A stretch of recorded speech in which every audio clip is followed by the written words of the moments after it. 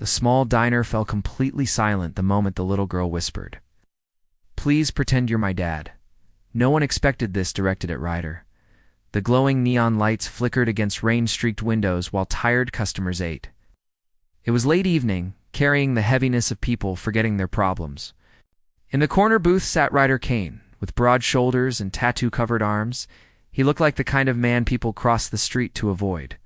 Rumors floated around town. Some said he was in a dangerous motorcycle club.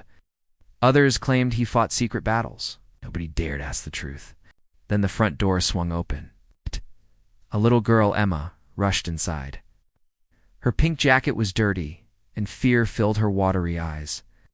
Right behind her walked a sharply dressed man with anger on his face. "Get back here," shouted, grabbing the girl's wrist. The man forced a fake smile. "Sorry, my daughter likes causing trouble," but the terror in her face told a completely different story. She suddenly pulled free and ran deeper into the diner straight toward Ryder's booth.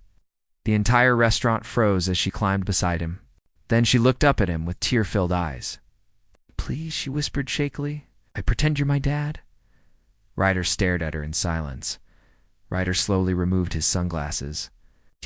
His expression softened slightly as he looked at her.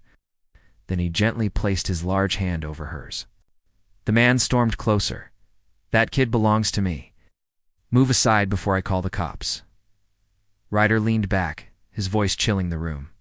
"You've got 3 seconds to walk away from my daughter." Ryder slowly stood up.